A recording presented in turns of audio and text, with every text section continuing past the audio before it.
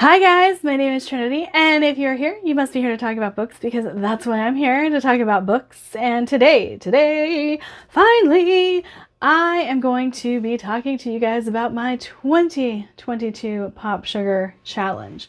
As you guys know, last year was rough for me with the PopSugar Challenge. This year, I'm going to be a little bit more lenient in these prompts because the prompts for last year drove me insane. If you don't know, or if you don't feel like watching the whole video, for the last year, contemporary prompts for a SFF horror historical fiction reader, I did not have a good time. So whenever I sat down to do this is partially why it's taken me this long to put up this video. The other part is my crazy February, but I didn't have a good time last year because I kept forcing myself to read contemporaries. I don't really like contemporaries. And by the time I had read like 5 or 6, I was done. I did not want to even do the PopSugar Challenge anymore, even though this is a challenge I enjoy doing every single year. So I wanted to go ahead and give myself time to really think about this list and not just plug things in there just because they fit the prompt. So you will notice that there are a couple of prompts that are missing books. That is because either 1, I'm not planning to read it, or 2, I haven't found a book that quite fits that prompt. And so I'm not going to force it on myself to pick one right now, but I will tell you what I have put in and if I have already read the book, because this is 2 months into the PopSugar Challenge. So the first prompt is a book published in 2022, and I have already read Engines of Empire by R.S. Ford. It was fantastic. I loved it. There was a little bit of first book syndrome with it. However, I wasn't put off by it and still gave this book 4.5 stars. I really, really enjoyed it. And I have said couple of times that it kind of reminded me of Greedfall in the way that it plays out.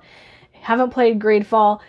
Basically, there is a little bit of a colonization element to it, but it's righting the wrongs of these issues that are in place. And so, you know, I really, really loved it, and I would highly recommend it.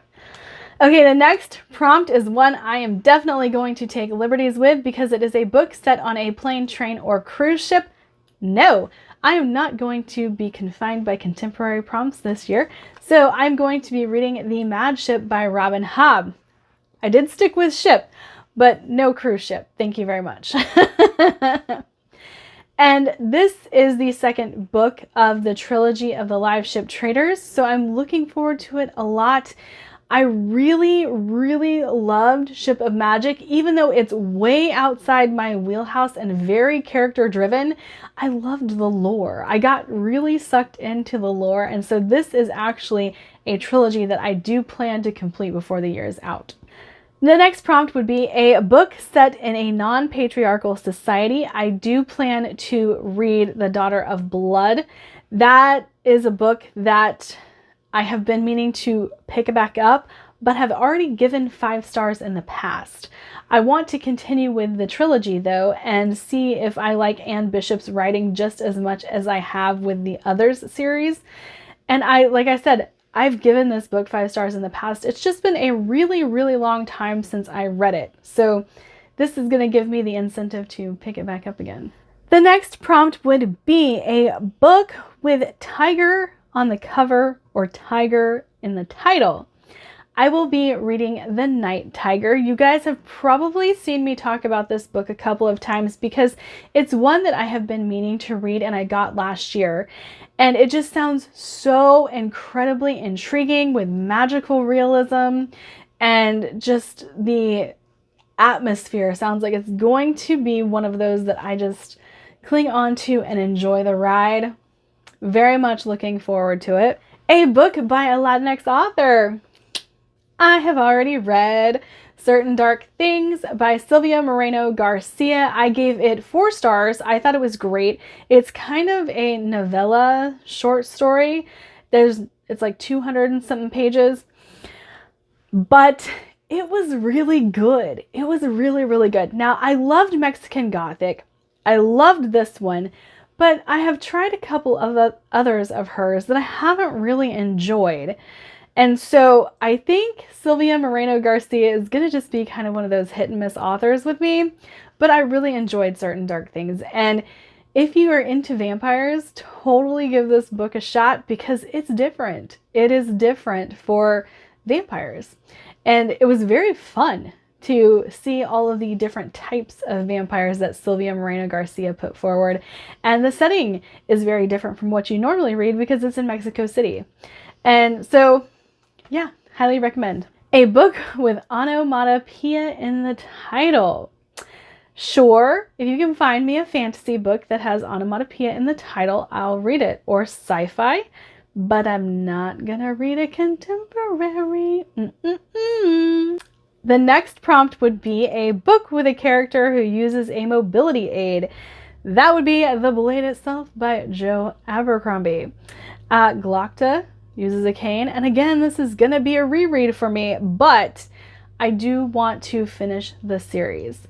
And so I do think I need to read the first book before continuing on because it's been a couple years since I read The Blade Itself. A book about found family, totally cheated, totally cheated. The Force Awakens, I have already read it. I did know that there was a found family trope in here with Rey and the Resistance. And yes, I have already read it. I thought The Force Awakens and The Rise of Skywalker were great novelizations. The Last Jedi was okay, but since I had already read it and I already knew there was a found family trope in it, I just added it because I read it in January and started the list at the end of January. An Ansfield Wolf Book Award winner? Probably not going to happen. I don't read nonfiction, as I have mentioned previously, probably in my last video. I'm not a huge fan of nonfiction. I am an escapist when I read, so nonfiction doesn't really appeal to me all that much. And memoirs they're just not that interesting to me. Do I care about other people's lives? In real life, yes. In book form, no, not really. This one, if I were ever to get embarrassed, which is really, really hard for me to do, I might be embarrassed by this pick, but due to Discord and Book Talk, because this is a Book Talk recommendation, I'm going to read this because everybody wants me to and wants me to do a vlog about it. So, spoiler alert, there's probably going to be a vlog of me reading Den of Vipers. Yes, this is erotica. Yes, this is dark erotica. Yes, it borderlines on horror erotica. So we have a reverse harem situation here with a lot of issues. A lot of issues. Why do my Discord friends want me to read it? Because I write smutty stuff. So they want a smutty writer to read Den of Vipers and give their 2 cents on it. Here we have a crossover from my 12 by 12 in 12 with the recommendation from Andrew, and that would be The Graveyard Book, a book about the afterlife. And yes, this is one that I chose for that video as well. And since I was already reading it and I knew that this centered around a boy that is living in a graveyard and educated by ghosts, the afterlife was definitely going to play a large role in the book. And so I chose that. A book set in the 1980s. I will be reading Ready Player One. There's a vlog that I keep trying to do that just never really works out. But when I get around to it, that will be when I read Ready Player One. And I'm kind of excited for it. But man, the fact that I can't sit down and do this vlog is driving me nuts. Because I've planned it in December. And it's almost March. It's probably March by the time you see this. A book with cutlery on the cover or in the title. Now, being a fantasy fan, you would think I would have something with knife in the title. I don't think I do. I know some books that have knife in the title, and I know that there's one by Patrick Ness that a lot of people really, really love, that I think I would have a problem reading because I actually am dyslexic. And so unless I got the audiobook for it, I probably wouldn't actually be able to read it because it would mess with my brain. But we shall see. We shall see. I haven't filled this slot. So if you guys have any recommendations for something with cutlery in the title, and it can't be swords. Can't be swords. I hate that it can't be swords because I would definitely be able to fill this slot if it was swords. A book by a Pacific Islander author. Now, I have not filled this slot, and the main reason for that is I can't find a fantasy, sci-fi, historical fiction, or horror that fits this. And I'm not going to go outside of my comfort zone and pick up a contemporary because of what happened last year. And I got a massive burnout on contemporary, which I don't even really like anyway. And so I'm trying to avoid that.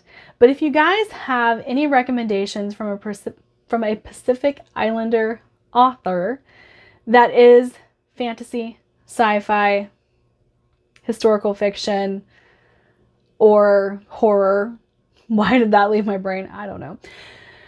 Then definitely give me a recommendation down below. A book about witches. Now, I could have picked like 50 million books off my TBR for this one because I just love witches. But I did choose The Nature of Witches by Rachel Griffin because I've been meaning to read this for a while and have put it off for no particular reason. So I'm looking forward to this. I have a few friends who think it is absolutely fantastic, like 5-starred the book. It is young adult, but it is one of those that talks about the consequences of magic, and I love that trope. Love it. Love it whenever we are given the consequences of magic. One of my favorite things about Lightbringer, which you guys can't see right now, but is right. A book becoming a TV series or a movie in 2022. Hey, guess what? Did you know No Exit is going to be a movie? I didn't. Oh, guess what? The movie is already out. I had no idea No Exit was going to be turned into a movie, but I'm excited because this is a book that Megan talks about a lot as one of her favorite mystery thrillers. And so whenever I saw that this was about to become a movie, I was like, oh, I have my pick for the one becoming a movie or TV show in 2022 because I've been meaning to read that for a couple years now after watching her talk about it. A romance novel by a BIPOC author. Did I say that right? BIPOC. Never know how to say that. So here is my slight letting go of the reins in contemporary. I'm going to read Get Alive, Chloe Brown. Now, why am I going to read a contemporary romance? Because a lot of my friends really, really like this series. And so I am a big girl. So when I see great big girl representation, I kind of want to glom onto it anyway. And this series is supposed to focus on that as well. And I've heard it's extremely well done. So Get Alive, Chloe Brown. I'm going to bite the bullet and read it. Even though I've been trying to tell myself don't do a contemporary, I feel like this is going to be something fun. And I do love romance. So there we go. A book that takes place during your favorite season. My favorite season is fall. If you guys don't know, I'm obsessed with Halloween. I'm obsessed with skulls, and I'm also obsessed with fall colors. So there's that as well. But one that was on my list for 2021 that I didn't get around to reading to is The Bone Houses. And I've been highly intrigued by this book for a couple of years. I've had it for a couple of years, and I don't know why I never get around to reading it. And I think it's because I only own it on Audible. And so I kind of just forget that it's there. And then when I see it again, I'm like, oh, this one, it's one I want to read. I really want to read this one. So I'm going to make it a priority coming soon to read this book because it sounds really, really good. A book whose title begins with the last letter of your previous read. I'm cheating. So many of these end with S that I'm putting Ship of Destiny here because I'm planning to read it. It's the third book in the Live Ship Traders by Robin Hobb. I'm going to read it, so it goes here. A book about a band or a musical group. I don't think I'm going to be able to find a fantasy to go here. I'm not really interested in Taylor Jenkins Reid. Is that their name? Maybe. And Kings of the Wild didn't hit right for me. So I really don't know what else to plug into that one. If you guys have recommendations, let me know. A book with a character on the A spectrum as they're a ghost. Guys, I hate to break it to you, but I didn't read it in February. I reread No Fed Gloss. I decided I wanted fresh in my brain what happened through NoFec, and so I reread NoFec and didn't read Azure Ghost.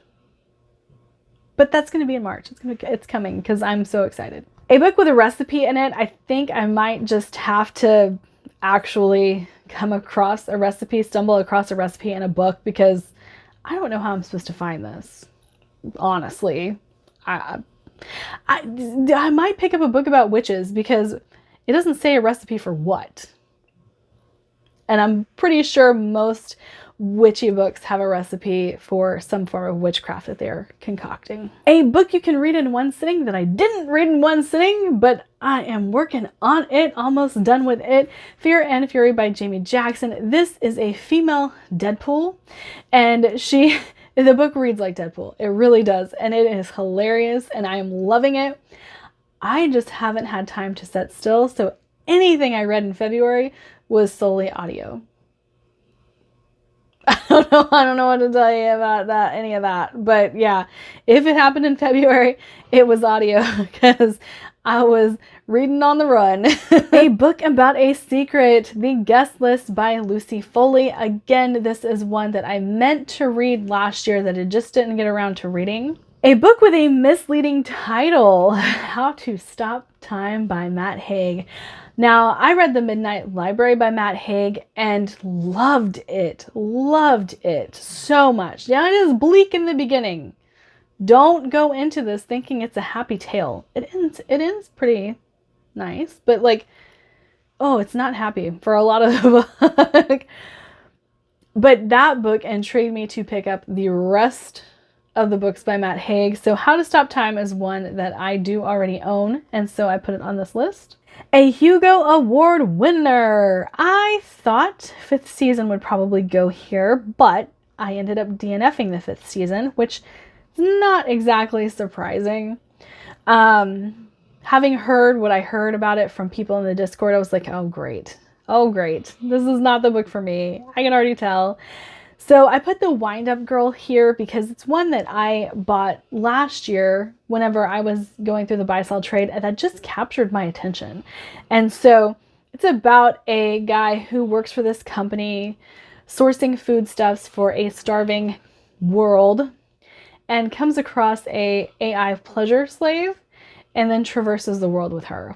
I don't know exactly what to expect from it, but it does sound like they're more companions than they are like lovers. But I'm very intrigued to see how that goes down. A book set during a holiday. You thought you were going to get me there with a contemporary, didn't you? Oh no. Kill Creek by Scott Thomas. We are going horror thriller. I'm excited to read this one too. A different book by an author you read in 2021. Well, I read The Pariah. Stands to reason that I will read The Martyr, right? Y'all saw that coming. A book with the name of a board game in the title. if you watched my 12 by 12 and 12, The Thief Who Pulled on Trouble's Braids, I am putting that one in there because I'm already going to be reading it, so I might as well plug it into this, right? A book featuring a man-made disaster. Oh no! How did more J. Kristoff get in my life? Illuminate. I have yet to read them, and I know I'm going to have to do them on audio, but I love J. Kristoff's writing, and I've never read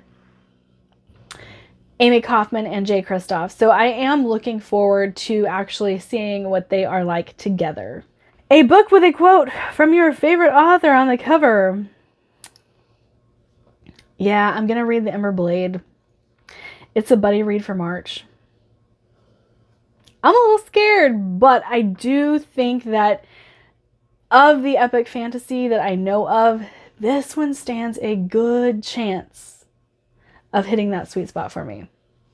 I do think so. I do think so.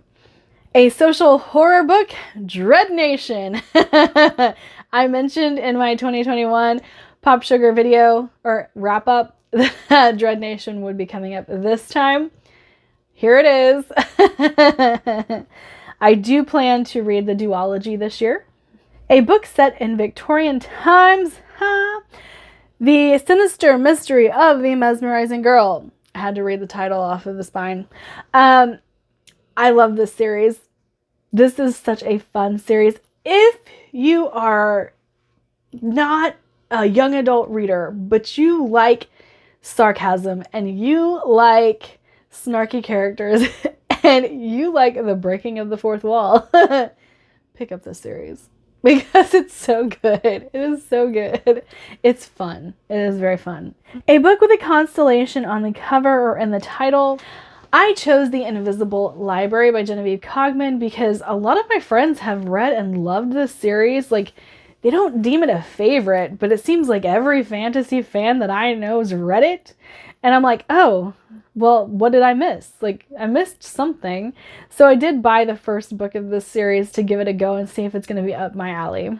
A book about gender identity, Every Heart a Doorway by Shannon McGuire. Now, this was on a list, so I don't know if this is one that really deals with gender identity, but I do plan to read it. It's a novella, so I thought it would be easy to get it in there.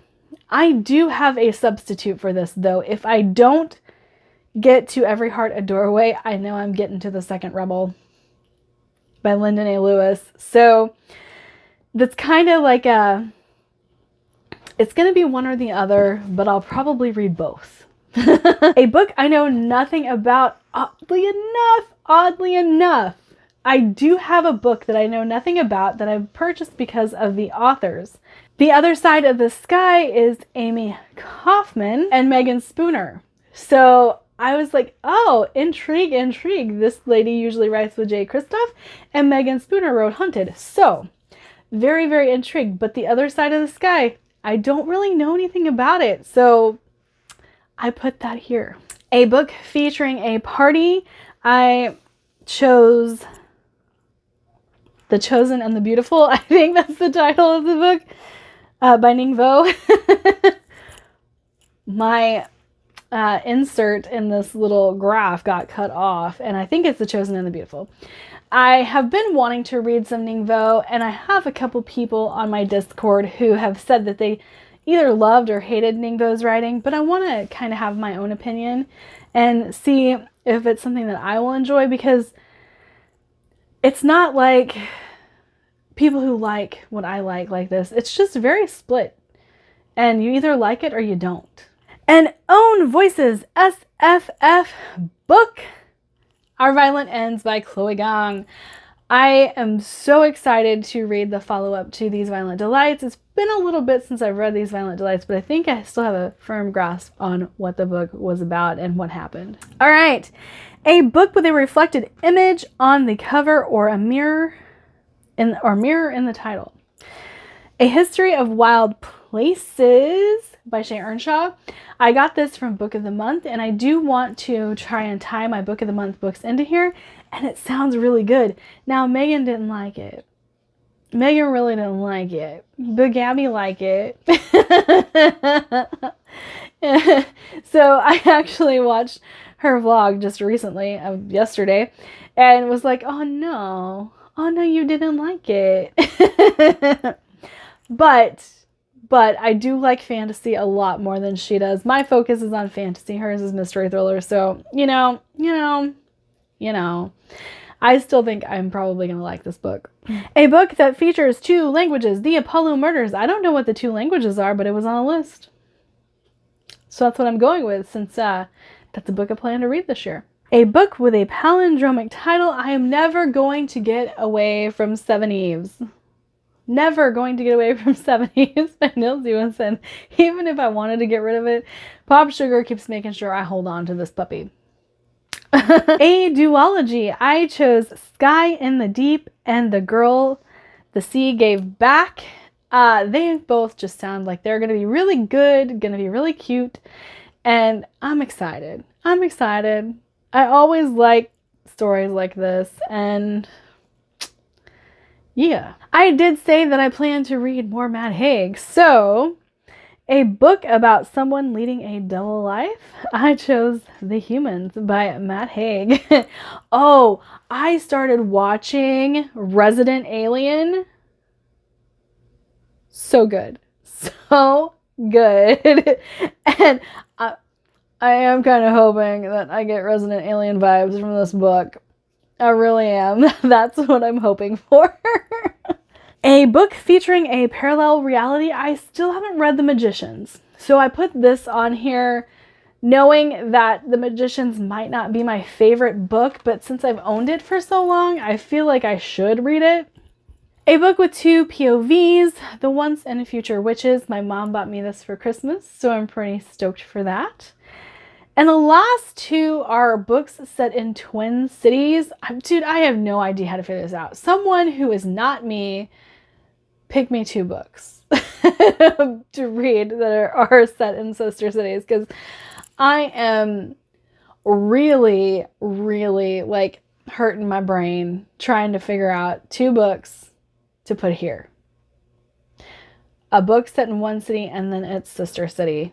I'm getting a little frustrated. All right, that is it for me today. Like, subscribe, do all the fun things, and I'll see you guys in my next video. Bye.